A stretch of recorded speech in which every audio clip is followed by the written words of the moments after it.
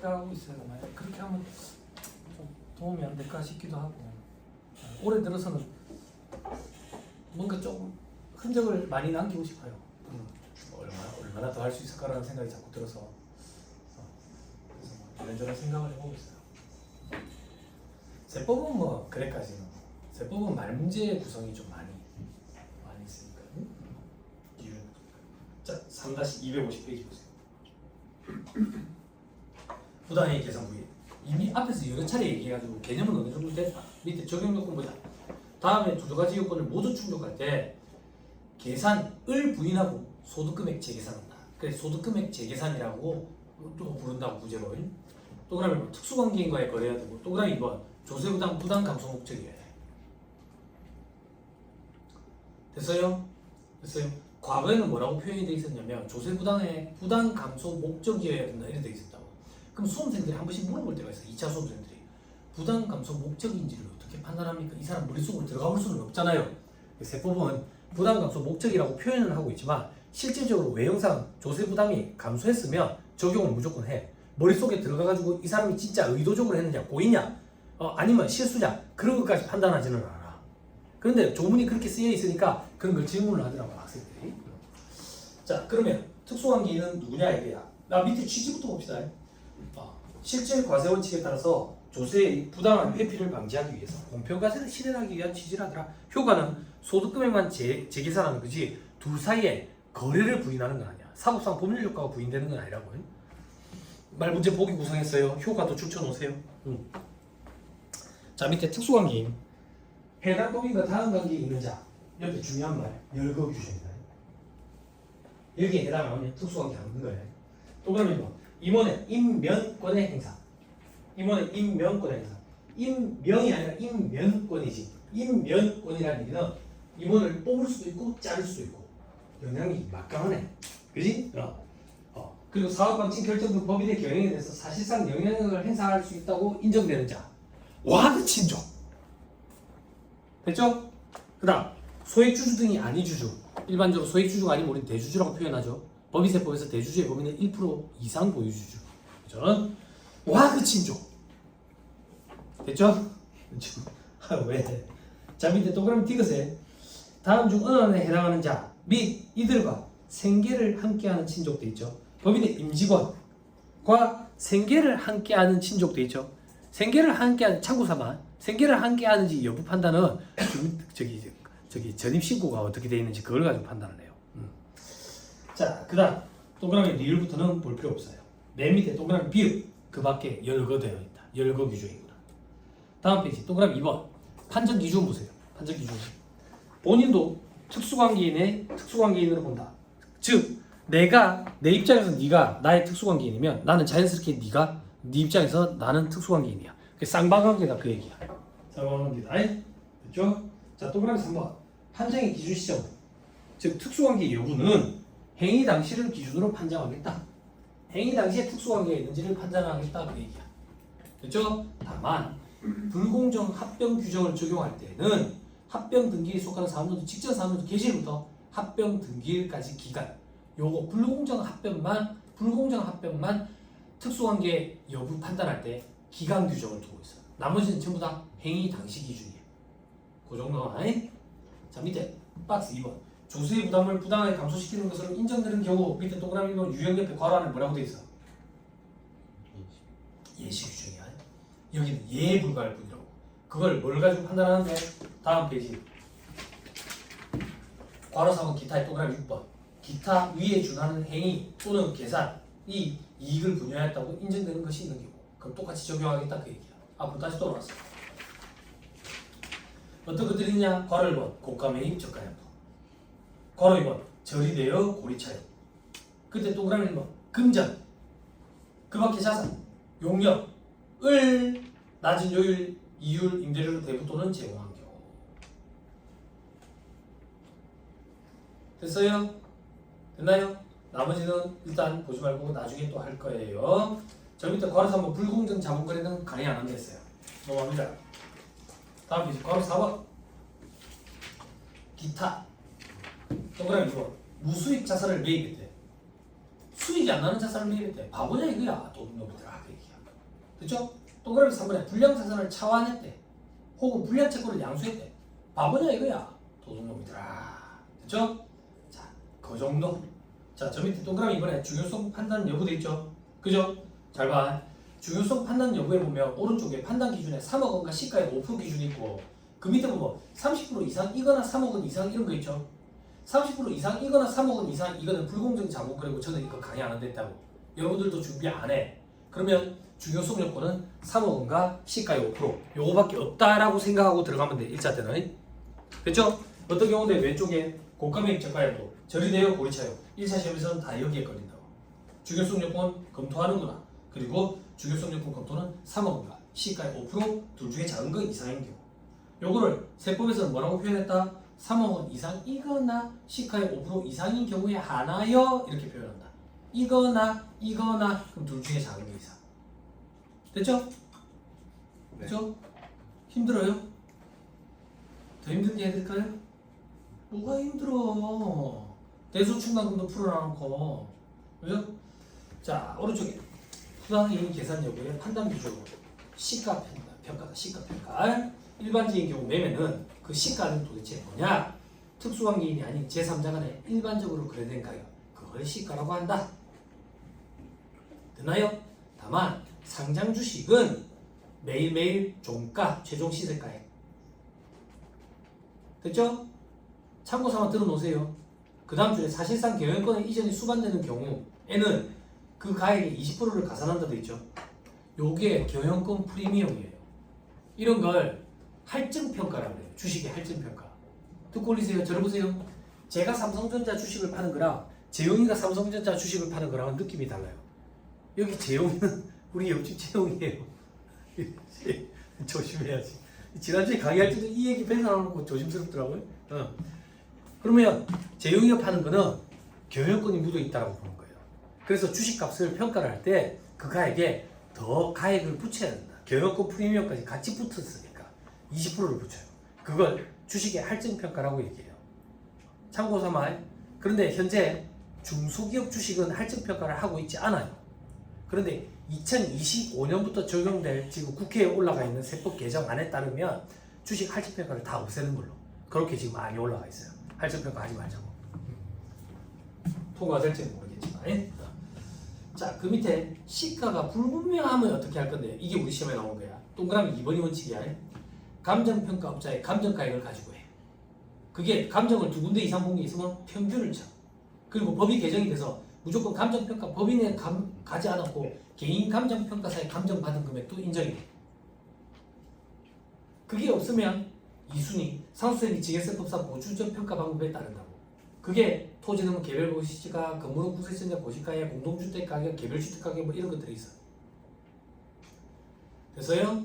근데 위로 올라가서 동그라미 1번 주식은 감정가액을 인정을 안 해줘. 그래서 상수세비 증여세법상 보수적 평가 방법에 따른다. 됐나요? 네. 자, 그 밑에 금전에 대여 차용의 경우에는 가중평균 차입 이자율을 원칙으로 하되 당좌 대출 이자율을 적용할 때도 있어. 됐나요? 네. 그 밑에 특례 돼 있죠? 특례. 자, 따라오세요. 앞 페이지. 잘 따라오세요. 3-251페이지. 잘 따라오세요. 괄호 2번에 절이되어 고리차용 있죠? 그죠? 여기 어디 갔어? 여기 어디 가 있어요?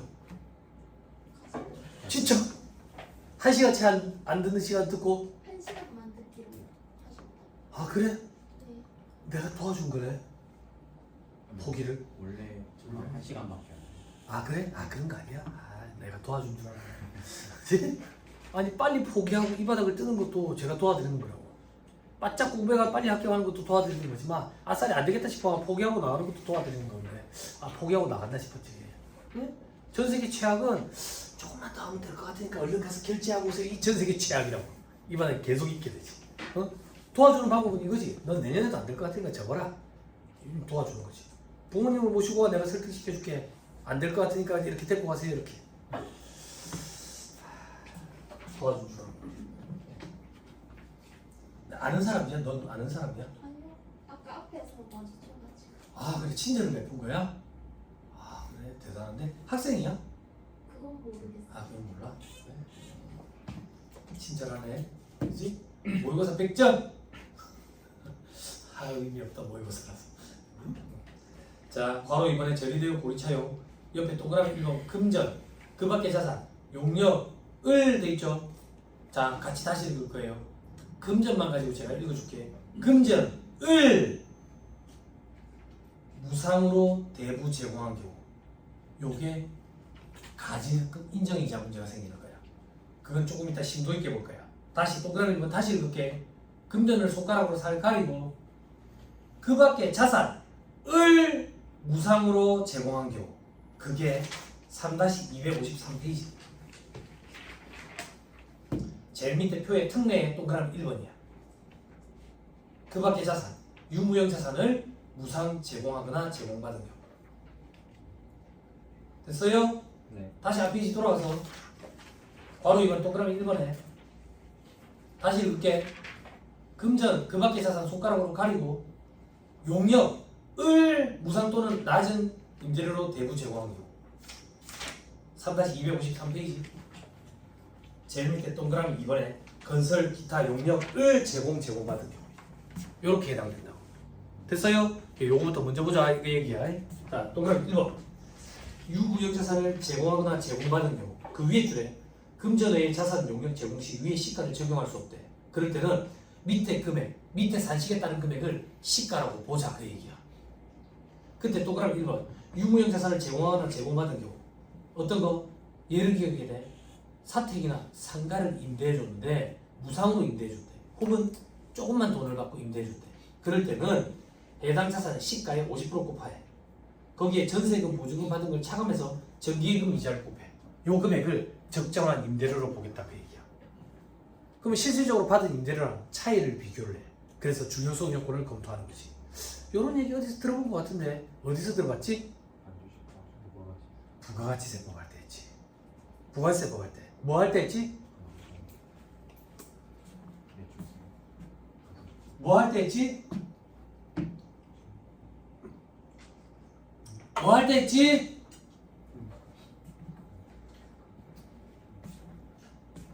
소연아 부가세법 뭐 할 때 했냐 이거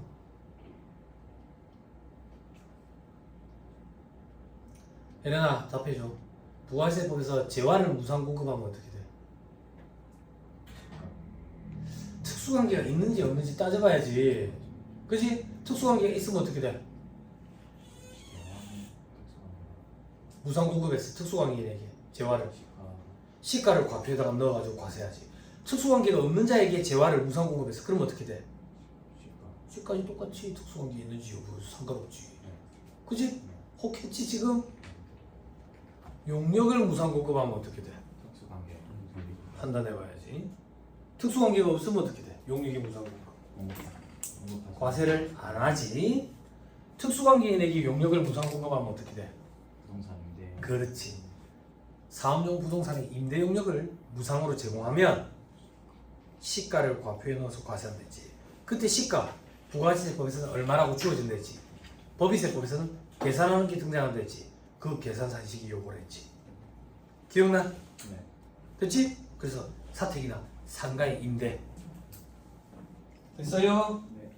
자, 그 밑에 동그라미 2번 건설 기타 용역을 제공합니다. 이건 무슨 말인데? 건설 용역을 제공하는 거야. 건설 용역을 제공한다는 얘기하면 돼. 나는 건물을 지어주고 돈을 벌어먹고 사는 업체인데 특수관계인한테 건물을 지어주는데 적정한 돈을 안 받은 거야.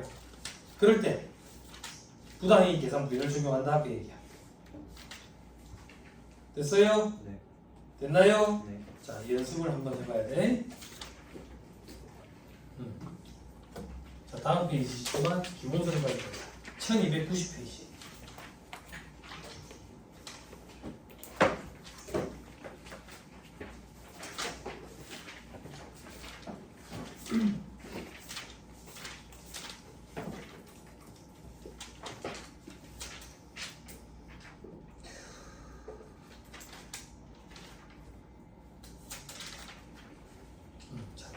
자, 1290페이지.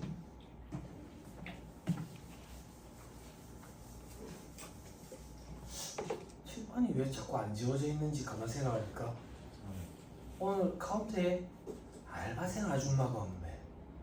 그래서 가만 생각해 보니까 11월 9일이네. 출산하러 갔나 보네. 예정이 이때였던 것 같은데 제왕절 그랬거든. 출산하러 갔나 보네. 오늘은 좋은 날이네. 네? 이제 그 알바생 아줌마는 아들만 둘이 돼버렸네. 네? 그러면 이제 그 알바생 아줌마도 남자가 되어가는 거지.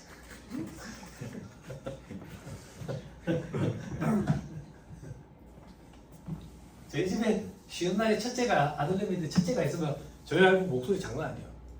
야 장준!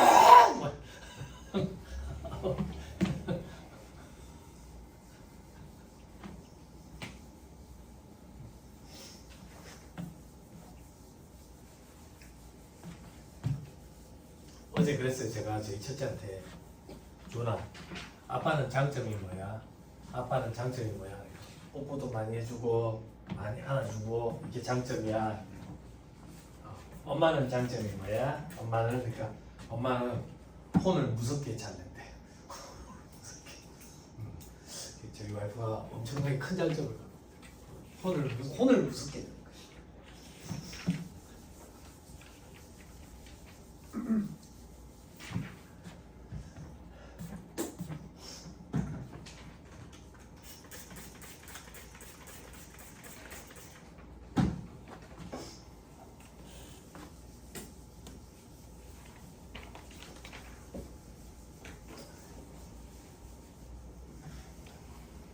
자, 해볼게요.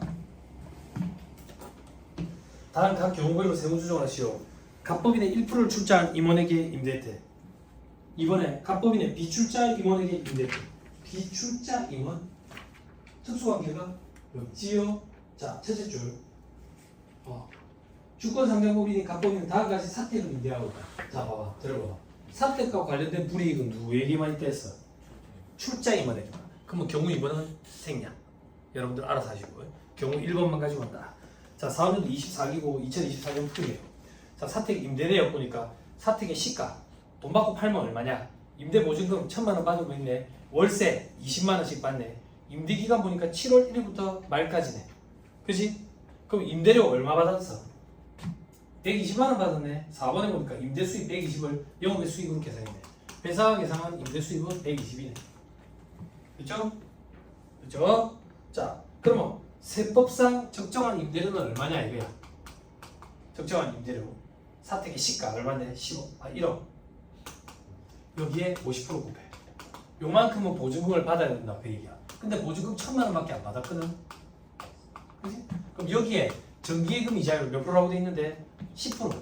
곱한 것만큼은 월세로 받아야 된다 그 얘기야. 그런데 7월 1일부터 사택을 임대를 했으니까 상반기 181일, 하반기 184일. 그럼 요거 계산하면 숫자가 아마 이렇게 나올 거라고. 2016438.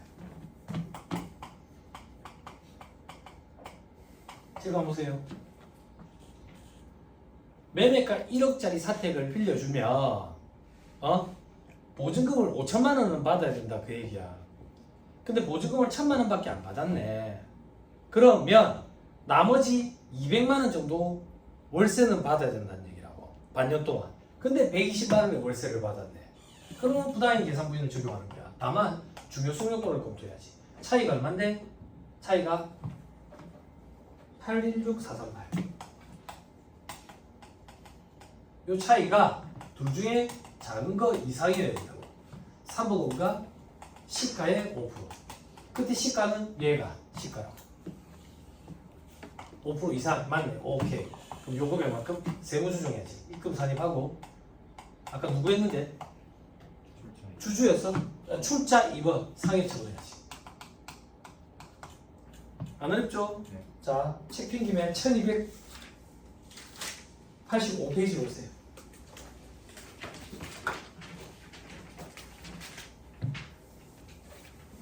자, 이제 건설.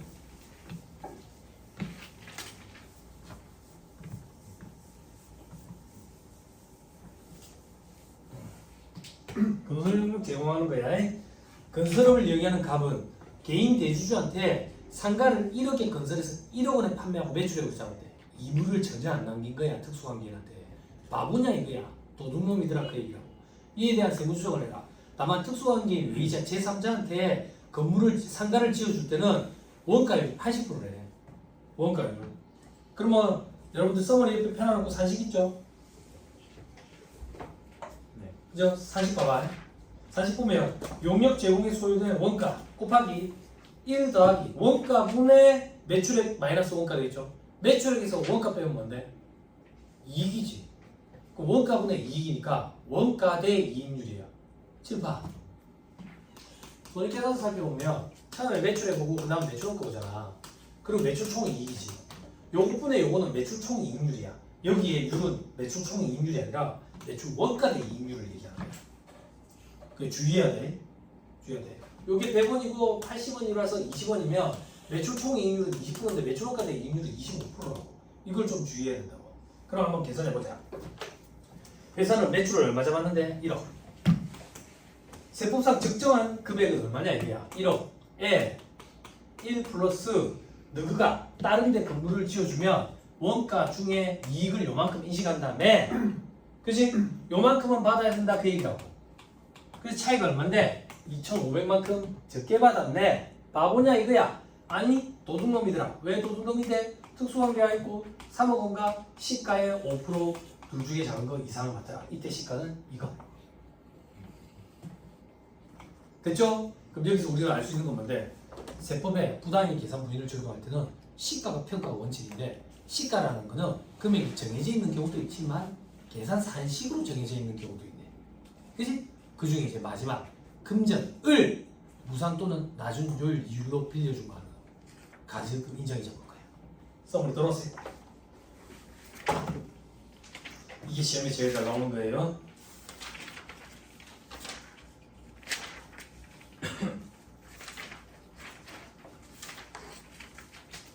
자, 그 전에 3-254페이지. 3-254페이지 보시면 주요 세무조정 고가 매입. 그죠? 다음 페이지. 고가 매입하면 특수관계인의 경우 첫 번째 동그라미가 자산 감액하고 감액분 상각 비치부인 상각 시부인 유보자의 처분 비율만큼 추인. 됐죠? 밑에 동그라미 2번에 미지급금 뭐 이렇게 돼 있죠? 그죠? 동그라미 2번부터 보지 마. 그런 거 안 배웠어. 됐어요? 네. 됐어요? 저 밑에 사례 있죠? 사례. 그죠? 요 사례를 제가 조금 많이 들 거예요. 예전에 이게 2차 시험 전문이었는데 2차 시험 내려와서 좀 해요.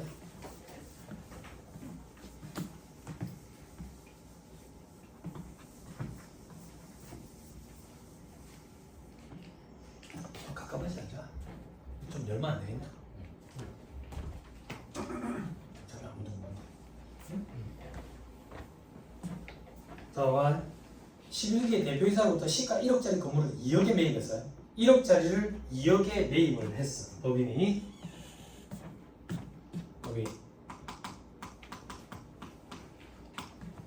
대표이사. 잘 따라와야 돼. 법인인 내가 대표이사로부터 건물을 했지. 건물을 매입해 온다고. 건물. 법인과 대표이사는 특수관계가 있어요. 그치? 같이 먹고 사니까. 그치? 얼마에 거래를 하는데? 2억에 거래를 해? 네. 시가는 얼마인데? 1억. 시가는 1억이야.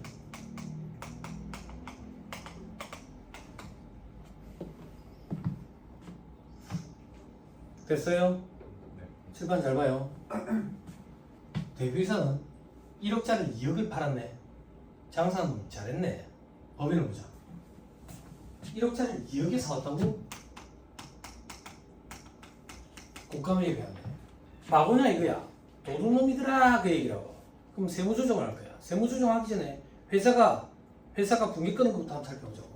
회사가 이렇게 붕괴를 끊었어요. 건물이라고? 네. 건물 2억.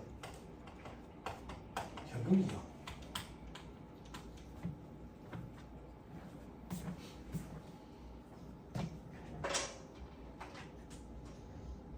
됐어요?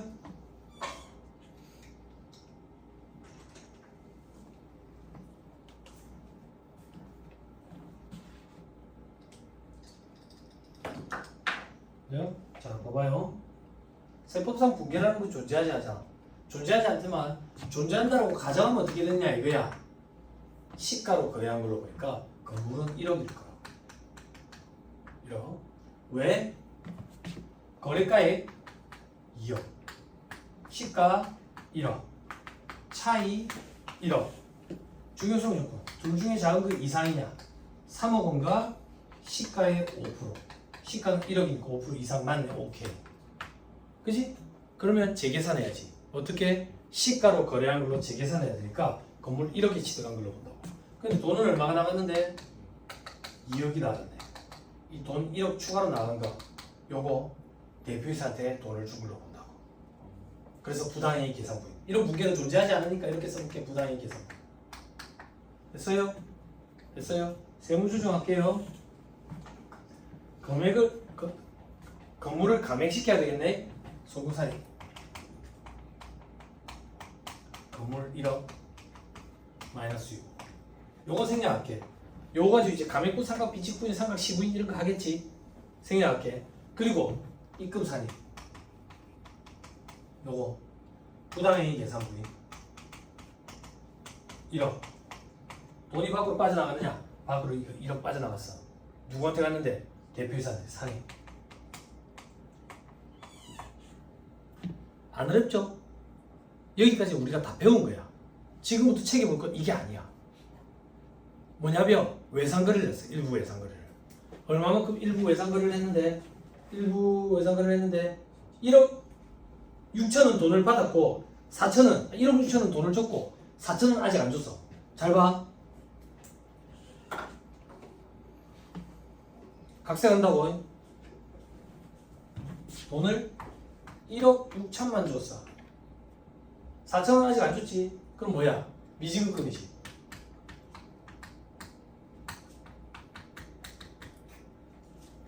여기까지 됐어요? 네. 됐나요? 네. 됐어요? 네.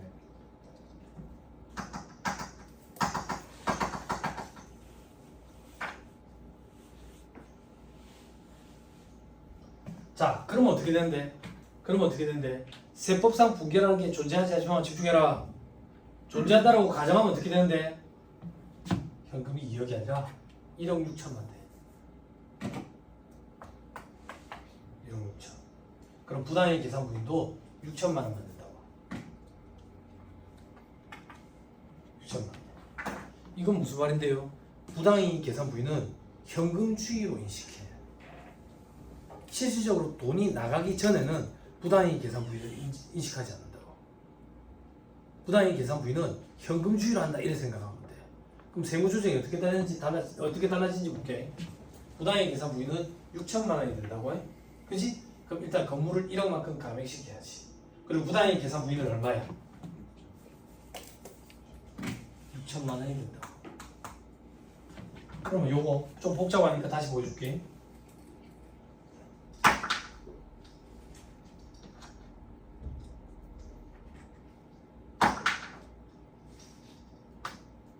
자, 뭘 다시 보여줄 건데? 회사가 계상한 수익과 비용이 있느냐? 세법상 입금과 송금이 있느냐? 회사가 계상한 수익과 비용 이런 거 없어. 세법상 입금, 송금 이런 것도 없다고. 그지? 그지? 송금상이 1억을 했는데, 그지? 부당이익 계산 부인 6천만 원 했네. 차이가 나지? 4천만 원. 4천만 원만큼 또 송금 불사집 혹은 입금 사집을 해야 되겠네.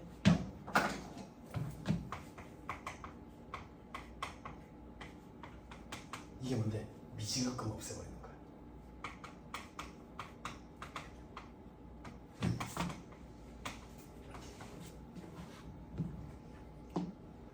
부당이익 계산 부위는 현금주의를 했어요. 그럼 다음 연도가 되면 어떻게 되는데? 다음 연도가 되면 회사는 이런 분기를 끊는다고. 회사가 미지급금 4천만 원. 4천만 원. 그리고 현금 4천만 원 줄 거 아니야? 요때 세법상 붕괴라는 게 존재하지 않지만 존재한다고 가정하면 이 4천만 원이 부당이익 계산 부분이야. 됐어요? 그럼 세무조정이 어떻게 되는데 저걸 일단 추이시켜야 되지. 입금 불산이 미지급금 4천만 원 마이너스 유고 와 동시에 부당이익 계산 부분 입금 산이 부당이익 계산 부분 4천만 원 상해 이렇게. 자 중요한 거 X 1년도에 부당이익 계산 부인으로 상해 처분된 금액은 6천만 원. X 2년도에는 4천만 원. 즉 부당이익 계산 부인은 현금주의로 인식한다. 실질적으로 돈이 나왔을 때. 됐어요? 네. 됐나요?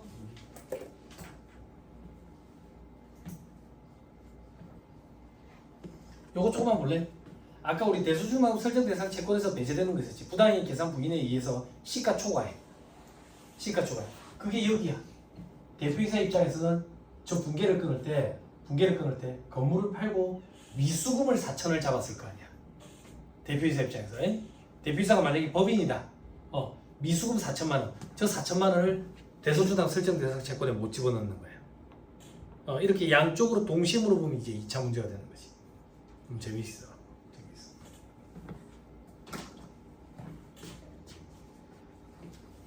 됐어요? 네. 자, 그러면 255페이지 맨 위에 방가로 2번 그림 다시 갑시다. 동그라미 2번 시가초과액에 일부 미지급금이 있을 때는 입금산임 유보. 됐어요? 여기 송금물산임 여기 입금산임 유보.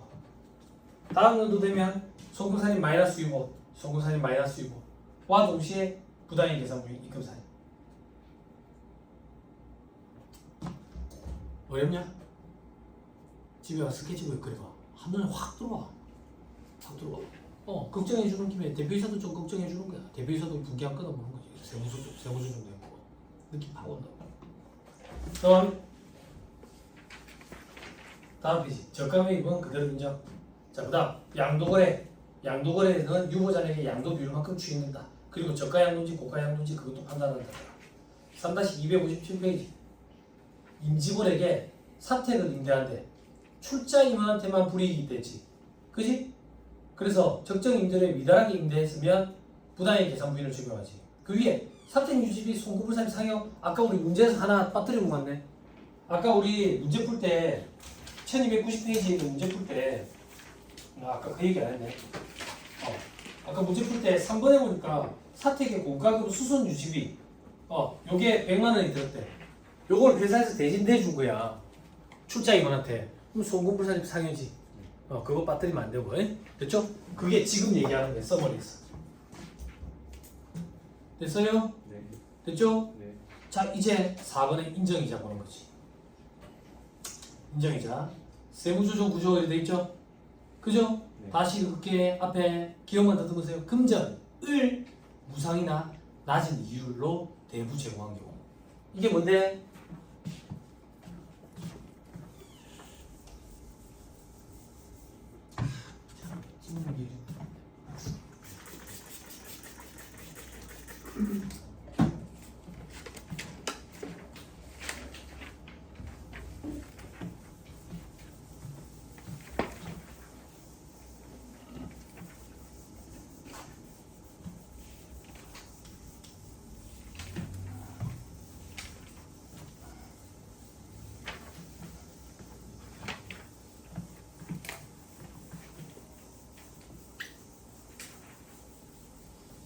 자, 보세요. 요거라고. 법인이 대표이사한테 금전을 무상으로 빌려주는 거야.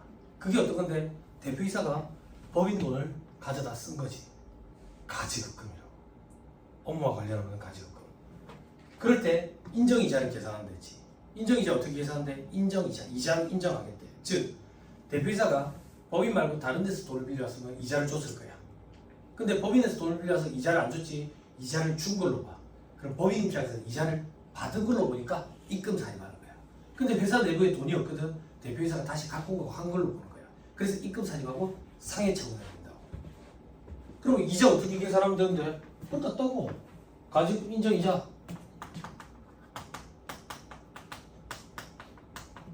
가지급금 곱하기 이자율 어렵다고 거짓말해봐. 하나도 안 어렵지. 그죠? 근데 이 이자율이 연이자율이래. 가지금이 7월 1일에 발생했대. 그럼 12분의 6 해야 될 거 아니야. 근데 세법이니까 365분의 184일 일수 계산해야 되네. 곱하기 184일 일수 계산한 거. 이게 우리도 적수라며. 그럼 뒤에는 365로 나누면 되겠네. 끝. 요금액만큼을 입금 사립하고 소득세금을 나누는데 대부분 대표이사니까 상해처분 된다고. 됐어요? 네. 근데 알고 봤더니 대표이사가 이자를 조금 주기는 했대. 그러면 이자를 너무 적게 준 거 아니냐. 즉 중요성 요건 검토해봐야 된다고. 회사가 준 이자 금액이 있을 거라고. 그리고 세법상 인정 이자 금액의 차이가 둘 중에 작은 거 이상이냐. 어떻게? 시가의 5% 그리고 3억 원. 근데 뭘 주의해야 되는데 이때 이 시가가 뭔데? 세법상 금액이라고. 세법상 금액이 뭔데? 위에 산식에 따라 나온 금액. 요게 시가라고. 그런데 다시 손가락 잠깐만 끼고 3-257페이지 인정이자에 보면 세무주점 구조에 괄호 2번 세법상 입금 시가 이렇게 있지. 그게 요거 얘기하는 거야. 요거 칠판 요거 얘기하는 거야. 요거 얘기하는 거야. 요거 이 상태에서 손가락 잠깐만 끼고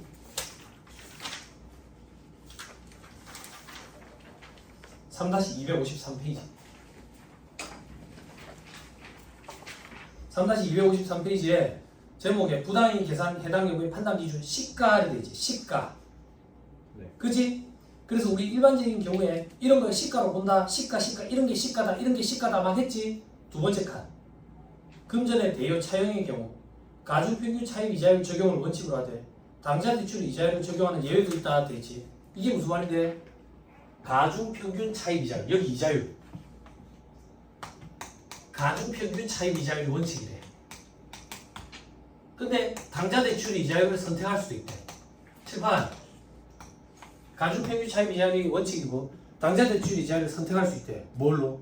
시가를. 이게 무슨 말인데? 시가 헷갈리는 거예요. 이 파트는 이자율을 시가라고 표현해. 그럼 여기 시가는요? 여기 시가는요? 그 이자율을 적용해서 계산한 금액의 시가. 그러니까 여기는 시가가 두 가지 형태야. 이자율도 시가라고 표현하고 이자율로 계산한 금액도 시가라고 표현해. 그래서 제가 실무 강의할 때 이걸 좀 가르쳐 준다고. 이걸 가르쳐 줘야 예규를 읽어져. 시가 이러다 보면 도대체 뭘 얘기하는 거야? 이렇다고. 이자율도 시가라고 표현해. 여기는 됐어요? 네. 그럼 가중평균 차입 이자율은 뭔데? 봐봐. 대표이사가 법인한테서 돈을 빌려서 이자를 안 줬잖아. 근데 이자를 준 걸로 보자며. 그럼 이자율을 몇 프로로 할 거냐 이거야. 법인이 회사 운영 자금으로 쓰려고 여기저기 돈 빌려온 게 있어. 그 이자율들을 평균을 치는 거지. 그 이자가 그 돈 빌려온 게 몇 군데인데 두 군데라고 볼게. 3%짜리 하나, 5%짜리 하나. 그럼 두 개를 더해가지고 2로 나눠. 산수평균. 이건 너무 무식하다 그 얘기야. 그래서 가중치를 좀 줘가지고 평균을 치자. 그 중에 가중평균 차입 이자율이야. 여러분들 많이 계산해봤다고. 어디서 계산해봤어? 재무회계 차입원가 자본화 할 때 자본화 이자율 그게 가중평균치인 거야. 이름만 달라. 가중평균 차입 이자율이라고. 똑같다고. 이거 조금 이따 보면 알아. 계산서 방법도 똑같아. 조금 이따가 보자고. 잠깐 쉬었다 가시죠.